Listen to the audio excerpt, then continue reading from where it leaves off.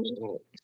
Good afternoon, everyone. My name is Anai, and I'd like to welcome you all to the 5th installment of our Tyson Summer Seminar Series. For those of you who haven't joined us before, I'd like to point out that we try to create an interactive space using the YouTube chat, which should appear right below you or to the right of your screen. So feel free to introduce yourself and share where you're tuning in from. During the seminar, please use the chat to ask any questions about the research being presented. You may leave your questions there at any time during the talk, and we will gather them at the end for a Q&A session. So today, I have the pleasure to introduce our seminar speaker, Dr. Kristen Winchell, a postdoctoral research associate at Washington University in St. Louis. Dr. Winchell earned her bachelor's degree at the University of San Francisco and her master's degree from Columbia University, where she conducted an assessment of freshwater turtles along an urbanization gradient. And from there, Dr. Winchell went to earn her PhD in ecology, evolution, and environmental biology at the University of Massachusetts, Boston, where her research focused on anthropogenic global change that is leading to shifts in habitat use and phenotypes, specifically in urban Anolis in Puerto Rico. So now at Washington University in St. Louis, Dr. Winchell is continuing her focus on ecological and evolutionary consequences of urbanization with an emphasis of Anolis lizards. In her research, she studies urban evolution from a functional morphological perspective.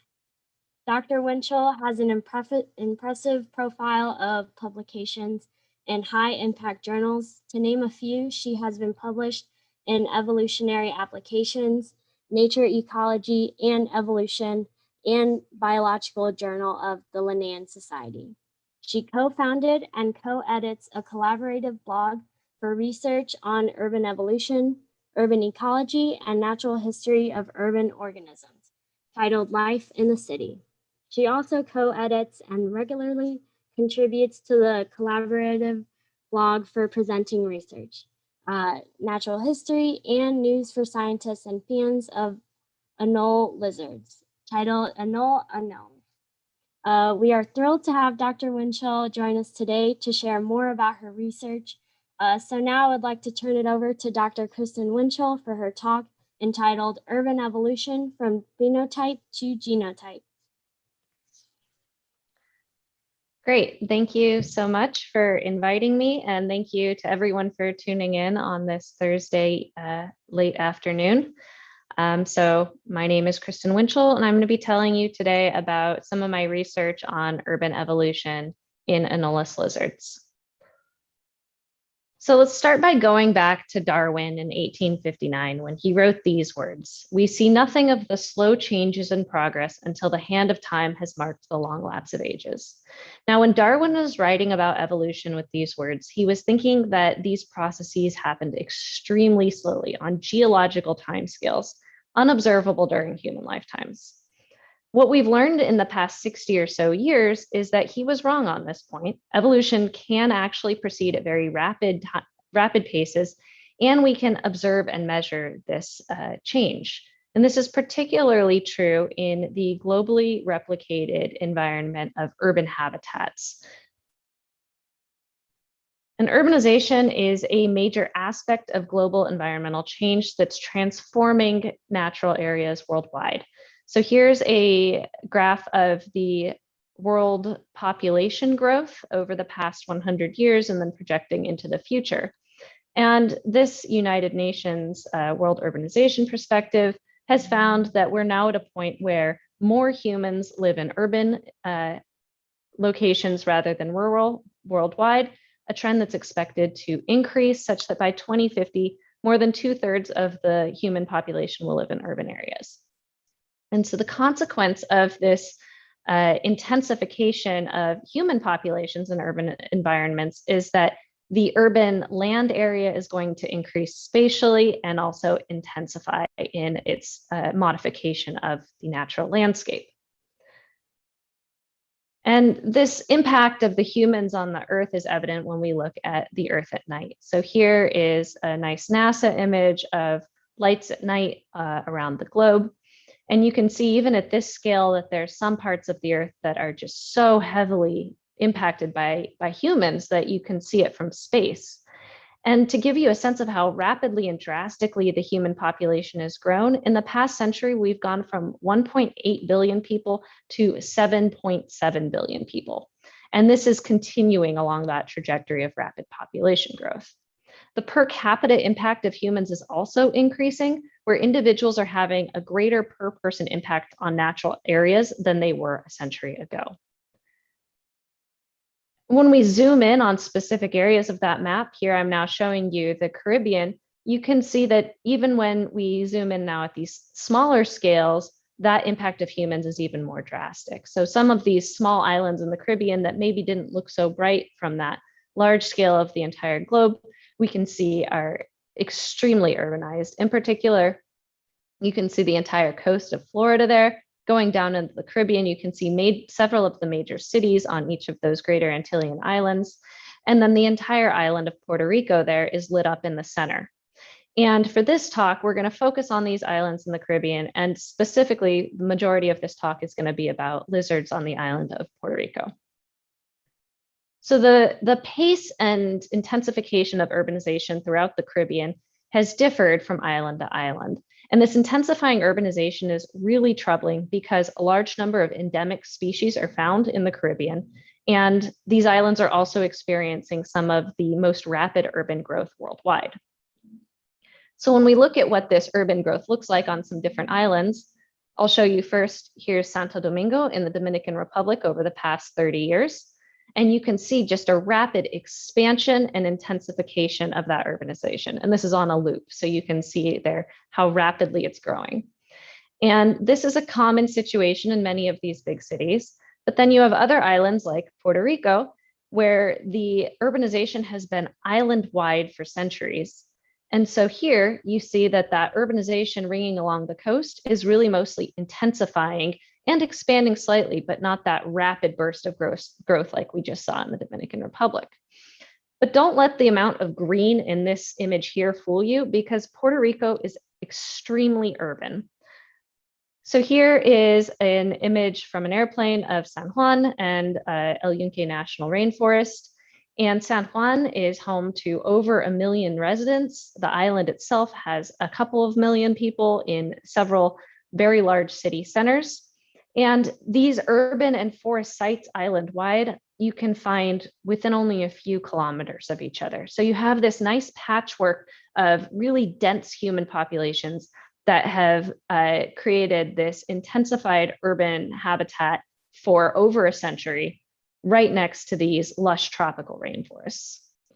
And so this sets up a really great framework for studying contemporary adaptation associated with urbanization. To give you an idea of what this looks like down on the ground, so here we can see a typical forest, and you can see there's lots of structural habitat here, lots of thin trees, very dense canopy. You can't see the ground from this canopy lookout that I took this photo from. And you can imagine that a lizard in this environment could jump from tree to tree without ever needing to go down to the ground. Contrast that then with an urban habitat like this, and you can see how different this is. There's very few trees, the canopy cover is not continuous, there's buildings, there's pavement. What you can't see are the cats and the dogs and the different insects that live here, and the changed temperature and humidity patterns. And so in all of these different axes of habitat, urban and forests differ pretty drastically. And so with this transformation of the environment, this impacts which species can survive here and how they use that habitat space.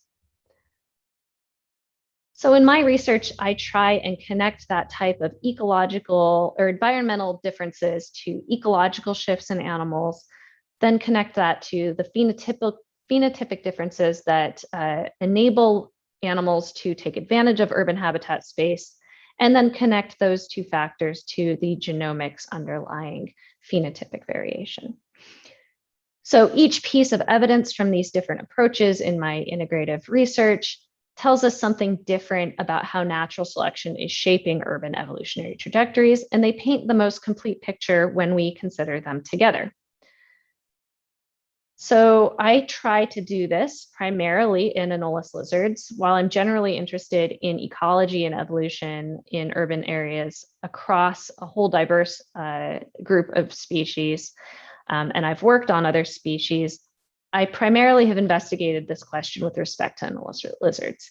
And there's a reason for that. So anoles have an evolutionary history of diversification according to their structural and climatic habitat that has resulted in this pattern of repeatedly evolved ecomorphs, or lizards that share similar morphological traits and habitat use across all the major islands of the Caribbean.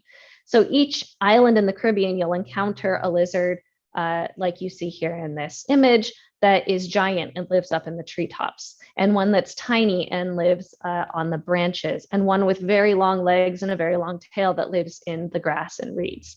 And of course, the type of lizard that I'm going to be talking about today, we call the trunk ground ecomorph, likes to hang out on the bottoms of the tree trunks and descend to the ground periodically. And there's several traits that are associated with this ecological specialization. And one of the key traits I want to draw your attention to is the specialized toe pads that these lizards have that allow them to cling to smooth surfaces. So anoles, along with geckos and some lizards in the group called skinks, possess specialized toe pads that allow them to cling to smooth surfaces without the use of their claws. This is accomplished because their toes are actually covered in expanded flattened scales that we call lamellae. And if you zoom in on these further, you can see that those lamellae are covered in these tiny microscopic hairs that have these spatular heads that allow the toe pad to engage at a microscopic level with a surface to allow it to generate really strong cling forces and cling to a perfectly smooth surface like a leaf high up in the canopy, where the cost of falling could be great. And so we know from the ecomorphological literature of studying these animals throughout the Caribbean in natural habitats that having large toe pads and toe pads with more of these scales allows lizards to occupy these high up in the treetop environments. So then the question is, might these same traits help the lizards thrive in urban habitats? And perhaps they do, and we'll get into that in part of this talk. While the urban habitat doesn't look like a great environment for many species, and in fact, urban environments do lead to biotic homogenization and local extinctions, many species do thrive in them. So as you can see here, these anoles are all taking advantage of these buildings and fences in urban habitats with the help of those toe pads that they have. And so in cases where native species persist and thrive in urban habitats, this provides an interesting globally replicated natural experiment for studying ecology and evolution.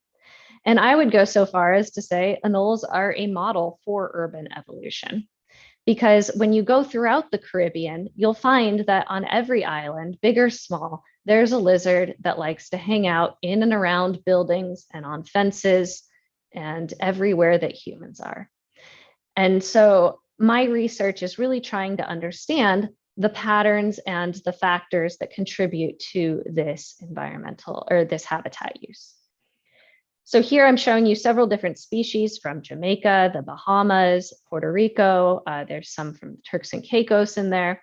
And these are all different species that are encountered on urban environments.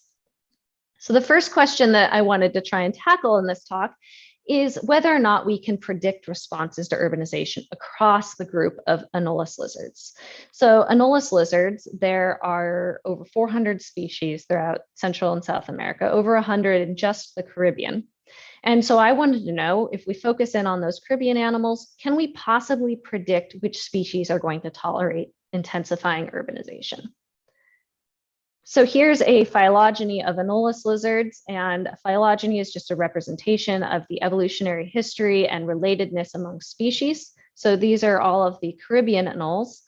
And I wanted to understand, using phylogenetic comparative methods, what patterns of urban tolerance were across the Caribbean group, and whether or not there were ecological or morphological traits that were associated with urban tolerance.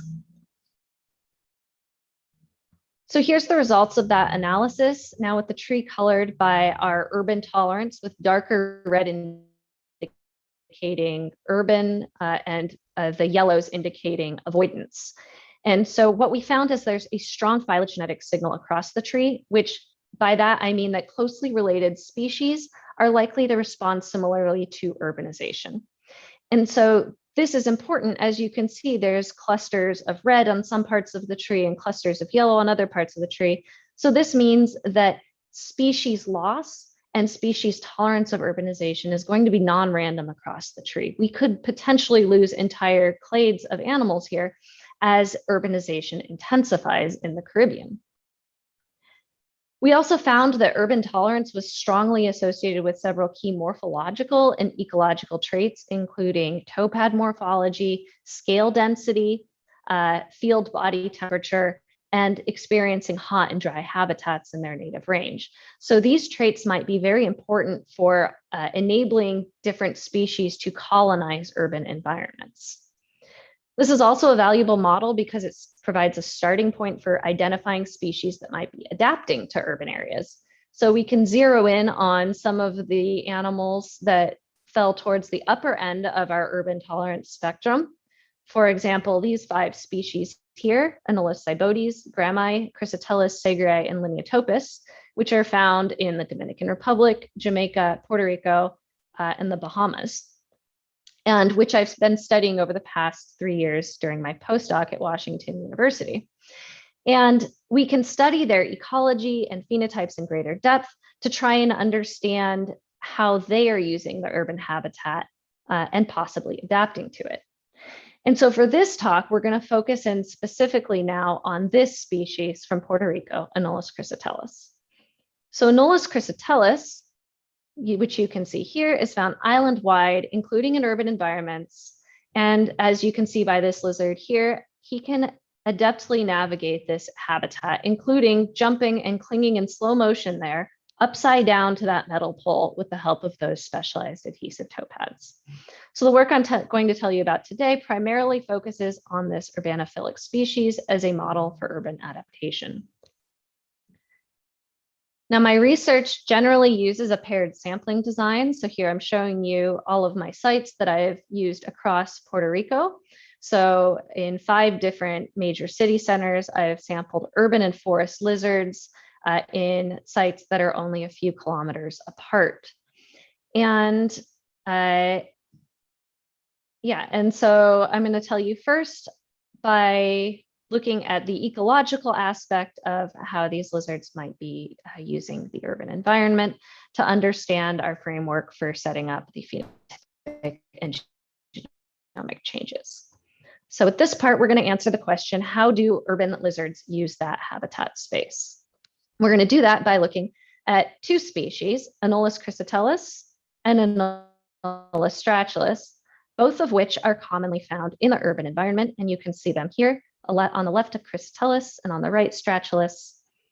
And I wanted to know how they were using the urban environment and perhaps partitioning the urban habitat space. To remind you of what those habitats looked like again, here is again a typical forest habitat compared to our urban habitat. And what we did was quantified a suite of environmental variables to quantify the habitat space within the urban environment. And those variables that we used to quantify that habitat space are the same that we would use in the forest, things like perch height, diameter, temperature, canopy cover. And the idea was we wanted to understand what the habitat space looked like and the extent to which different species exploited that habitat space. So to start, I'll show you what the habitat space is. So this isn't where we found lizards. This is just a representation of the entire environment by doing a principal component analysis of all of those different factors that we measured. And what you can see here is that there are distinct microhabitats within the urban environment. So here I've got 2 ellipses based on whether the perches sampled were anthropogenic, things like buildings and fences, or natural, so vegetation, trees.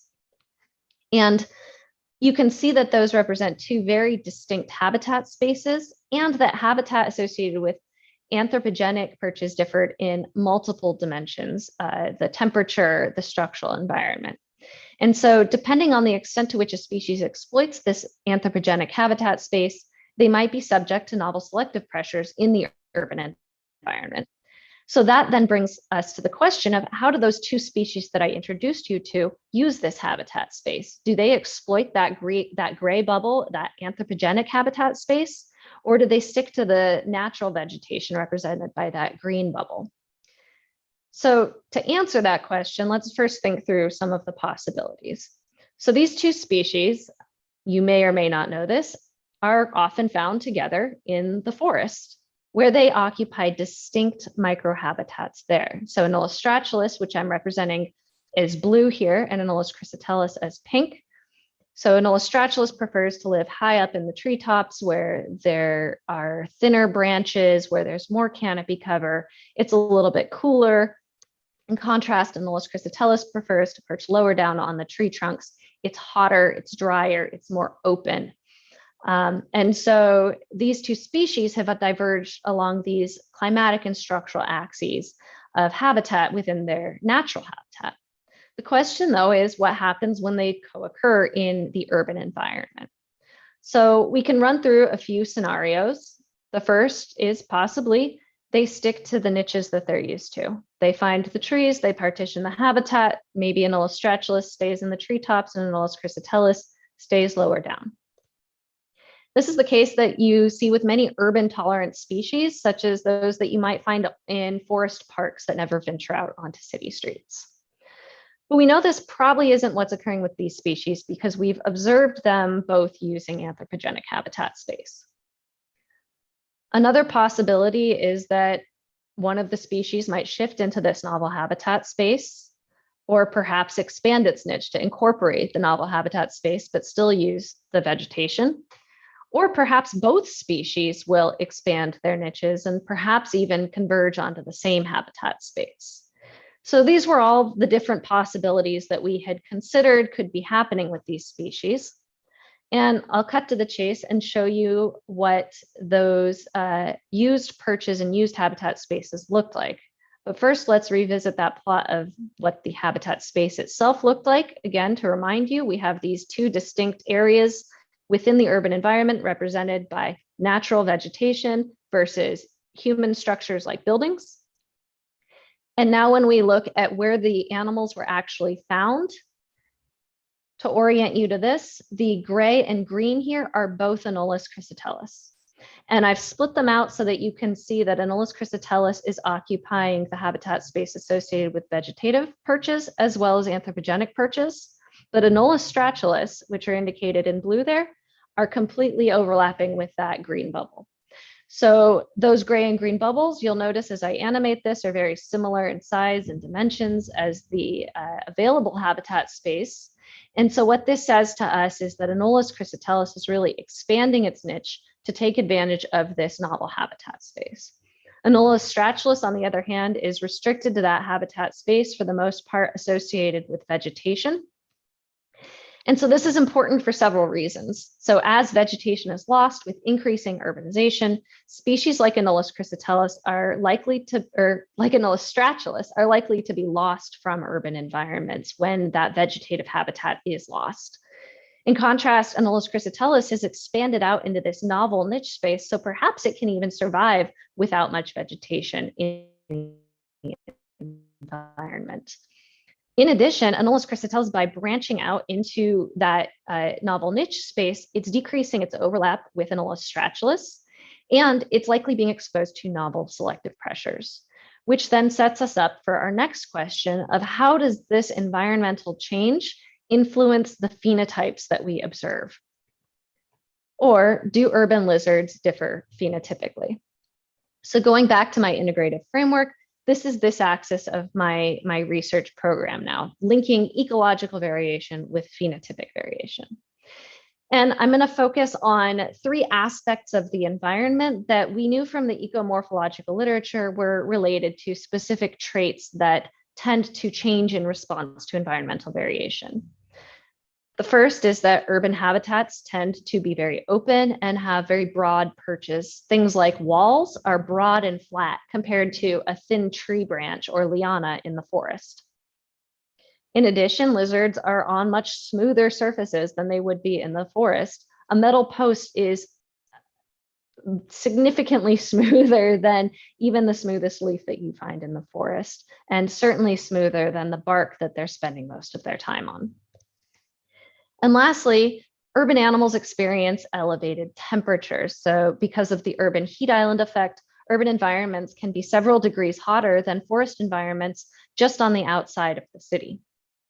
So because of the relationship between each of these habitat factors and phenotypes that we know from the literature, we predicted that these changes should lead to shifts in limb length, specifically towards longer limbs in urban environments, shifts in toepad structure, specifically larger toepads with more specialized scales, those lamellae, and increased thermal tolerance. And when we looked at those traits, I'm showing you here first the results of the morphological traits, the limb length and lamella number. And here you can see our three paired populations, San Juan, Mayaguez, and Ponce. Urban are in gray and green are the forest. And you can see that those paired populations diverge in parallel. So in every case, we see the urban animals have longer limbs and more lamellae. And we've also found they differ on other axes, including larger toepads and body width. These repeated shifts strongly suggest that natural selection is shaping urban phenotypes. And we see this when we look at the thermal physiology as well. So we measured critical thermal maximum of urban and forest lizards, which is a measure of the ability for lizards to remain functioning when the temperature reaches a critically high level.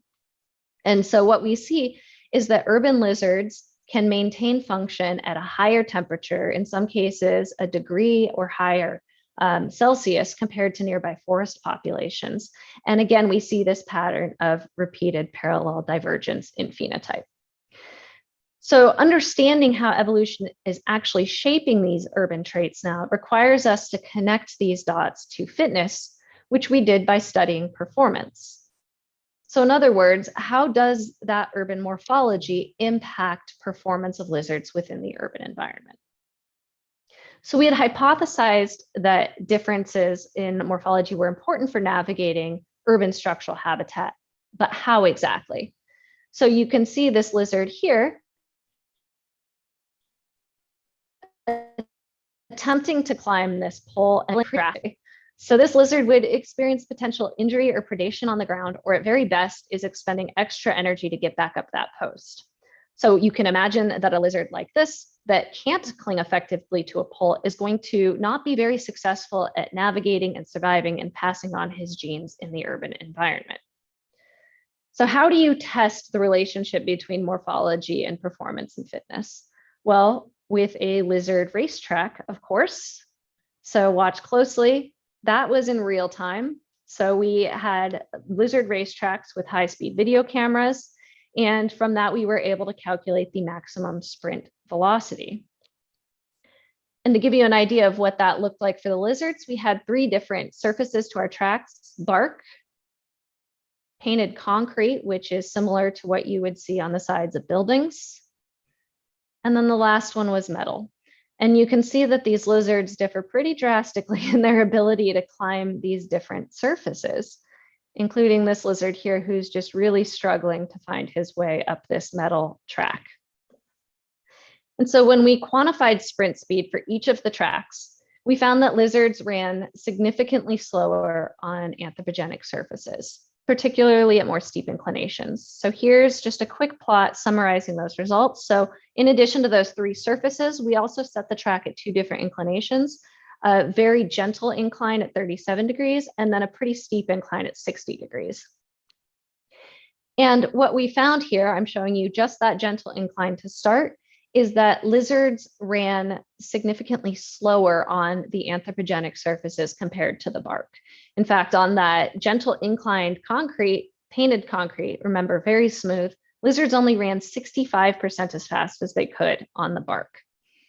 When we then look at how much more challenging it is to run at an incline, what we see is that there's a significant performance cost to using anthropogenic surfaces, particularly when they're at steep inclinations. So here you can see on the farthest left of that plot, the concrete at 60-degree incline. Lizards run only 45% as fast as they do on the best track that gentle incline would. So you can imagine that a lizard that's unable to run effectively on metal and painted concrete walls is going to miss out on a substantial portion of the urban habitat space. Of course, I know what you're probably wondering is how those morphological differences contributed to sprint performance.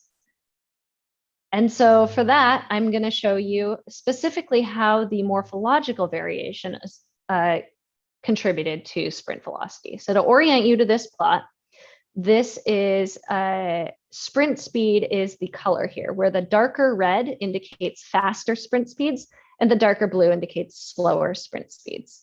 And on the X and Y axes, we have different traits. So on the Y axis, we have forelimb length. And then on the X axis from left to right, we have lamella number, toe pad area, and hind limb length. And so when we looked at how morphology influences sprint speed, what you can see is that top right corner is the darkest red. So those are the fastest animals. And notice that those are the urban morphologies. Those are the animals that have long limbs, large toe pads, many lamellae, and long hind limbs. So what this tells us is that the urban morphologies are favored on these flat surfaces, and that natural selection is favoring these longer limbs in this environment. The story gets more complex, though, when we consider how these phenotypes function on more steep inclines. So here's that steeply inclined track. And what we can see here is that, in fact, the fastest animals are not the urban morphologies anymore. So climbing on a steeply inclined track, and I should say this is the model for our painted concrete track, so the most challenging anthropogenic substrate that they faced. And you can see that the lizards that had short forelimbs did the best.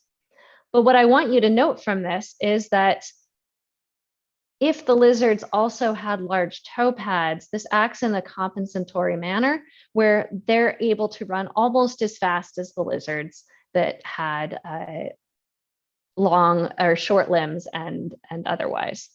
And so what this says to us is that natural selection is shaping primarily limb length based on their sprint speed on the more horizontal inclines, things like open areas and flat ground. Perhaps it's very important for these lizards to be able to run from tree to tree across the ground. But then when they get to a building that they need to run up the side of, having those long limbs can be very detrimental unless they also have those large toe pads that allow them to then navigate that environment. So from this first part of the talk, I've given you a glimpse of how urbanization can impact ecological and evolutionary dynamics from an ecological, phenotypic, and functional perspective. But of course, the title of this talk was From Phenotype to Genotype. So you can probably guess that next we're going to ask what the genetic basis of those phenotypic shifts we detected are. Or specifically, what are the genomic signatures of urban adaptation? So with this project, we set out to understand how urbanization leaves its imprint at the genomic level generally, and specifically what the genomic basis of those urban morphological shifts might be. So because I previously found extensive parallelism at the phenotypic level in response to urbanization, our overarching goal here was to investigate if this parallelism was mirrored at the genetic level. So going back to my integrative framework here, now we're on the bottom of this triangle where we're looking at how urbanization is associated with genomic divergence. And as with my other studies, I again use a paired sampling approach, this time across these 3 urban centers. And I did partial exome sequencing of 96 lizards in total. And the map here is just showing you the extent of urban areas across the island with more intense urbanization in white. And an assumption of this study design is that each of our paired sites is an independent genetic lineage in order to be a true replicate. So there's many reasons why this might not be the case. There could be widespread gene flow between urban populations, contributing to poor regional differentiation. And so this movement between urban populations has been something that's been documented, for example, in black widow spiders. There could also just be poor regional population differentiation, period, if animals can move easily across the landscape. So here I'm showing you a DAPC plot, which is a discriminant analysis of principal component of genomic variation. And I've just overlaid this on top of that map where those study sites were. And the main takeaway from this plot here is that you can see within each region, the urban and forest populations cluster genetically.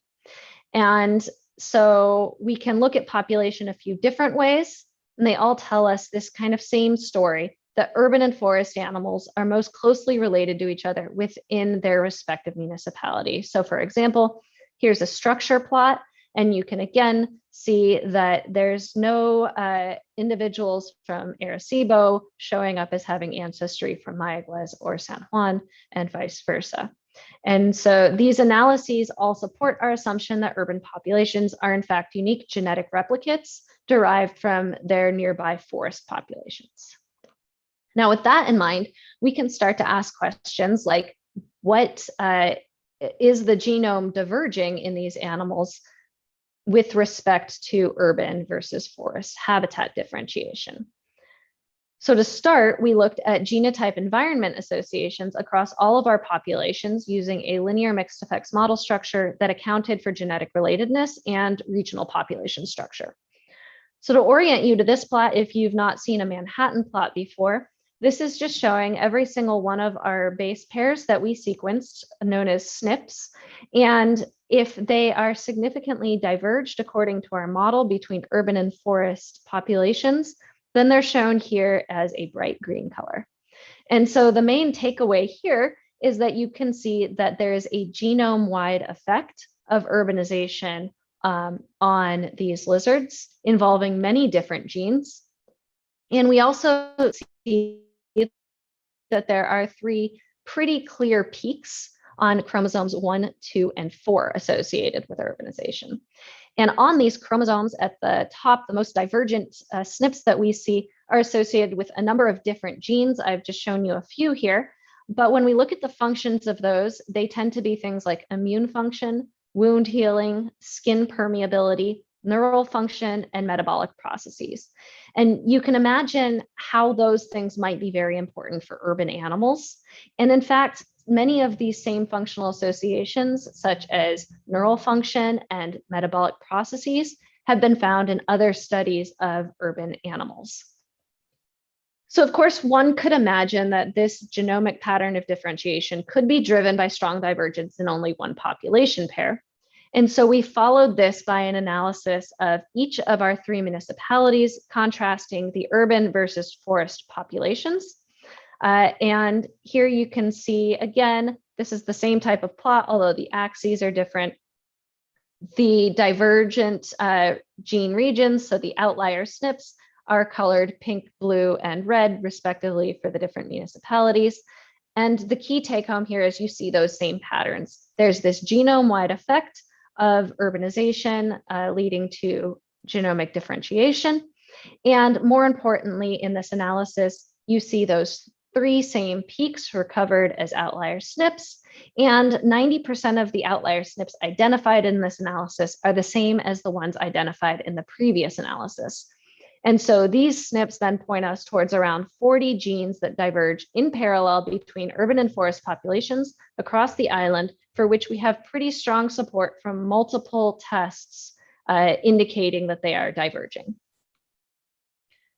Now, we did this same type of analysis with respect to morphological differentiation between urban and forest populations to try and understand the genomic basis of those morphological shifts.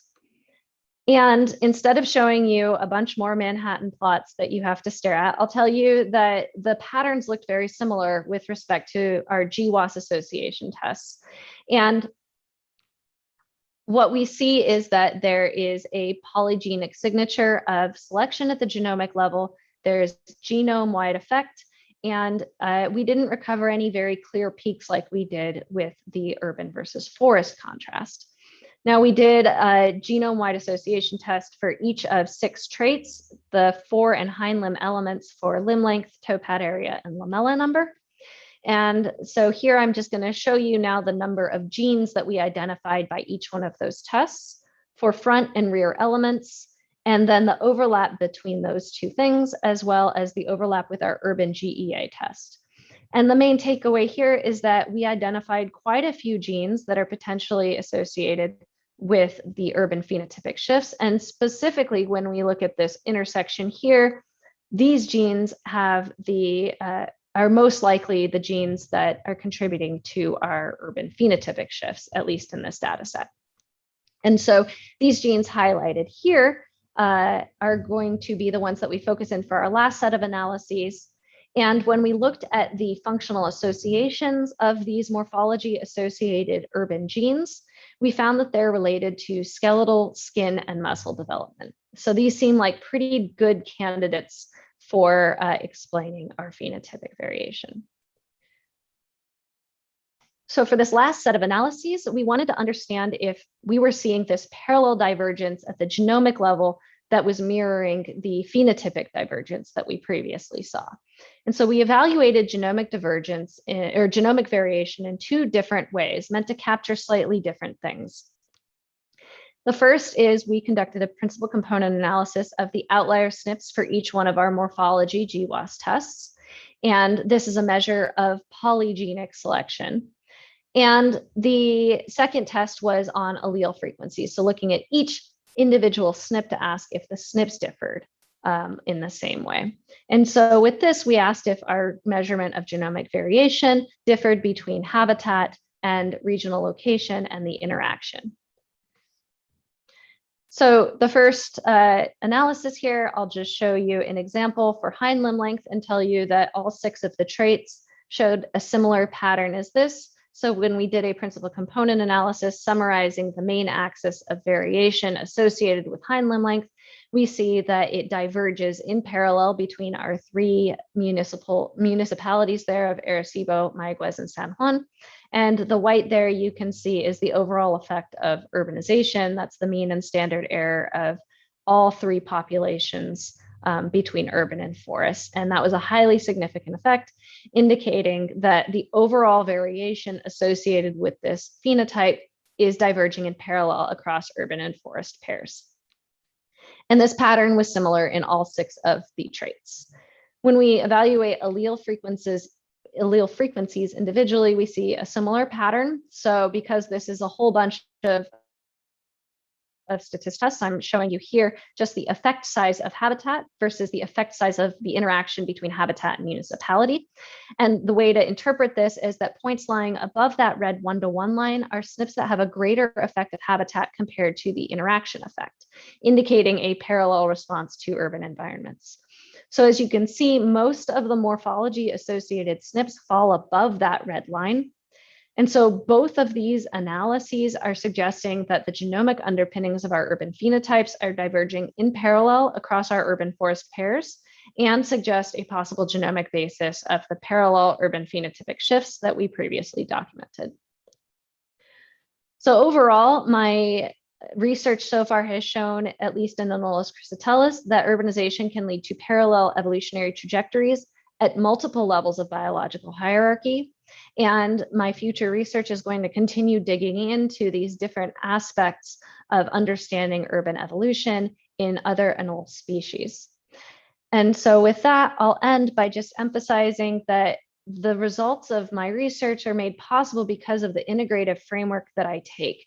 And I want to emphasize that integrative research in ecology and evolution in urban environments is necessary, and not just a diversity of methodological approaches integrating genomics with functional morphology and ecology, but also an appreciation for the natural history of the organisms and trying to understand natural selection, capturing the heterogeneity of the environment, and not forgetting that humans are an integral aspect of this ecosystem that we're studying.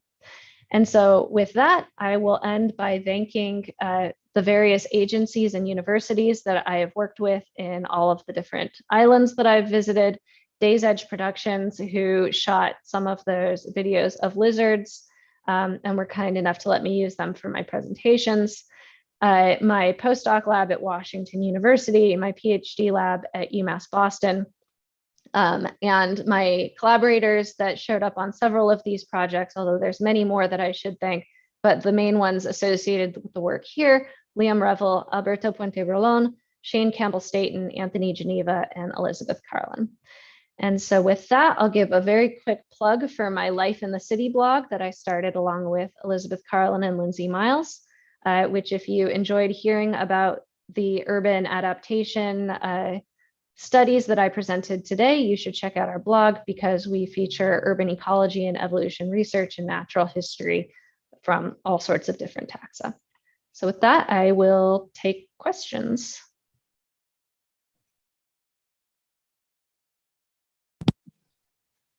Yay, thank you so much. I think you can hear our small group of people in this room, but I'm sure there's a lot of virtual applauses going on.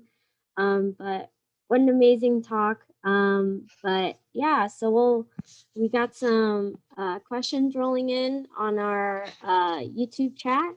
And so we'll start with the first one. From Paul Elliott: are the differences between urban and forest populations stronger in older cities compared to newly urbanized areas? That is such a great question. That is something I really want to try and understand better. So there's a lot of different factors that could influence the extent of divergence that we see between populations, and city age is definitely one of them, but also things like gene flow between the urban populations, and also the aspects of the urban environment itself. How intensely urbanized is it? And age of a city isn't necessarily correlated with the intensity of the urbanization. You can have very old cities that are lush and green and have lots of vegetation, and you can have very young cities that are, literal concrete jungles. So I've been trying to scheme up different ways that we could study this specifically in our study design, but I have not been able to answer that yet with my research. I can tell you that at least in our studies so far, San Juan is a pretty old city. Arecibo is relatively newer. We see similar magnitudes of divergence. It has more to do with how close the populations are, I think, at least in my study system, than with how old the city is itself.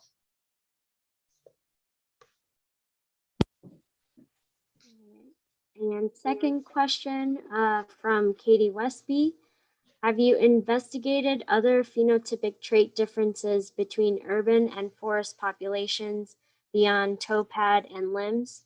For example, melanin production or camouflage patterns? Yeah, so I've just started to look at coloration. There's a WashU student in our lab, Jake Jacobs, who's been looking at dewlap coloration in lizards. And we don't have data for Anolis cristatellus on that, but we do for several other species. And we don't see very strong divergence between urban and forest animals, which was kind of surprising. But several other traits that we've looked at, we have seen pretty strong divergence. So another undergraduate from UMass Boston who just graduated, Cleo Falavi, I worked with her and she looked at claw morphology. And she actually found that across several different species, we see shifts in claw morphology in urban populations. I've also worked with a student who looked at scale density in urban areas, and there seems to maybe be a difference in the density and size of scales in urban animals, which makes sense because those should be related to, at least we think, desiccation tolerance. We've also seen other differences in skeletal traits like body width and head dimensions too.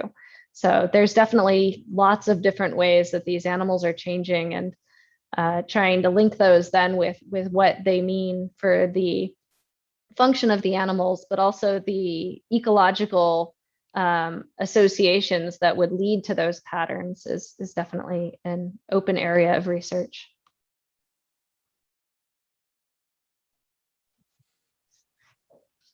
And we have a third question from Sarah Swiston.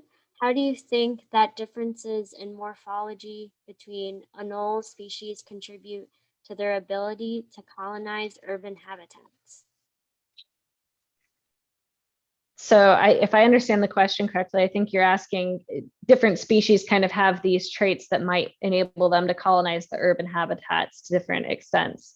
And so what role does that play? And that's a great question. We don't know. But certainly it seems like a reasonable expectation that maybe lizards that have larger toe pads are going to be the ones that invade the cities more easily. That isn't necessarily played out in the patterns we've seen so far, because actually the lizards that have the largest toe pads are the crown giant lizards and the other lizards that live higher up in the canopy.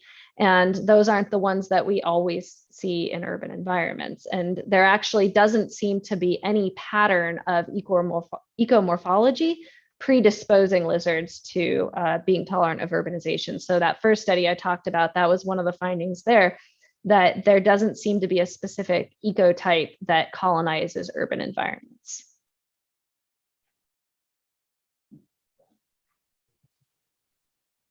Awesome. And we have one more question from Tyson Research Center. How fast do these morphological differences emerge in populations?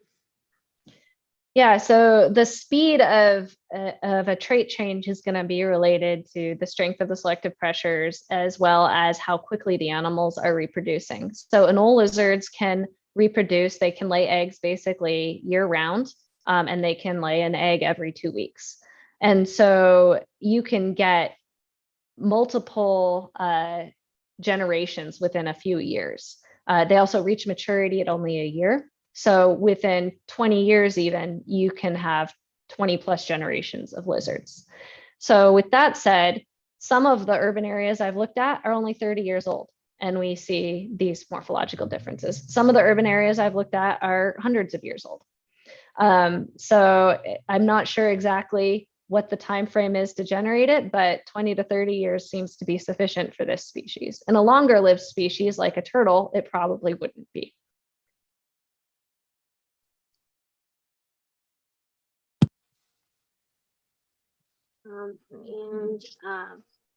I guess non-research related, do you have a favorite species of Anolis lizards?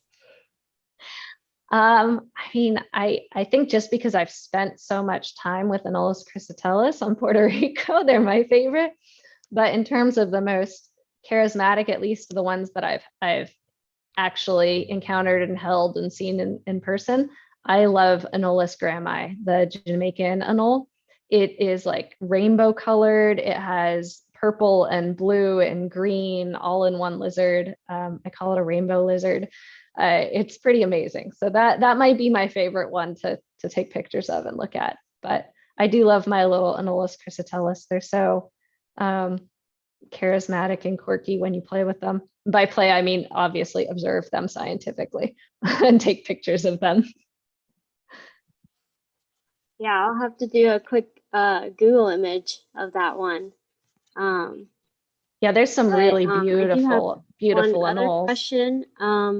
So as far as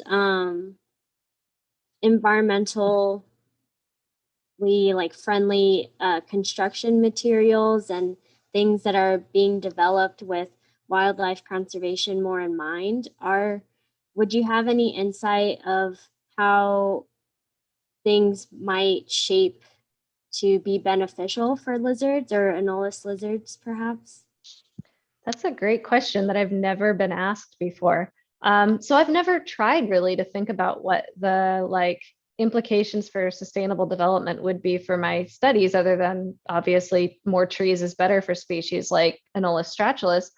But maybe there are also different structural materials that could be used that are more favorable for the climatic environment that Anolis stratulus prefers, or the other species that maybe are excluded from urban environments for the climatic reasons. perhaps also things that provide more refuges would be more amenable to allowing certain species. These are all just guesses because I haven't tested this, but that would be probably where I'd start if I wanted to look into that is what types of different building materials have different thermal properties that might be better for certain lizards versus the others, and how might we be able to modify them to make the lizards more comfortable as if it was their natural habitat. But other than that, more trees, I think, is probably the solution to keeping more lizards. Right. Keeping it more natural. Yeah. Well, thank you so much. I think there is one final question from Susan Flowers. Your graphics were very helpful in understanding your research. Can you comment on your thoughts about the intersection of science, communication, and art? Yeah, so I'm glad you enjoyed my graphics. I spend a lot of time making my graphics, and I'm a very visual person. Even when I'm writing papers, one of the first things I do is kind of sketch out what the story is in my mind in pictures. And that helps me kind of fit the pieces together. So I try and replicate that in my presentations, and put a lot of time and thought into how I visually present things. I think that science and art is a very important way of engaging regular people, non-scientists. And it's something that I think about when I'm talking to the public, doing my own research. I interact with the public quite frequently when I'm out studying these animals in, people's neighborhoods, on university campuses. One of the things that I've tried to do, that I actually got funding from the Society for the Study of Evolution to do, is I draw these stickers of my study species and little info cards about them. And I can pass these out when I'm doing my research in urban environments. And it's kind of an icebreaker to talk to people and also get them oriented to the research that I'm doing, and give them a little sticker, because I found that everyone of all ages loves stickers. But other than that, I think art is great to integrate within science whenever you can find an outlet to do so, because it really expands the way your message is disseminated.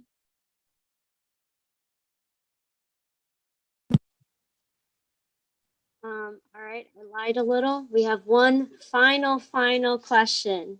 Okay. Do you have any advice for early career scientists to get started on blogging or getting their blog more exposure? That's a great question. So if you're interested in urban evolution or anolis lizards, both Anole Annals and my blog Life in the City are collaborative blogs, and we welcome students and lay people and scientists. We have everyone from undergraduate students to full professors blogging on Life in the City.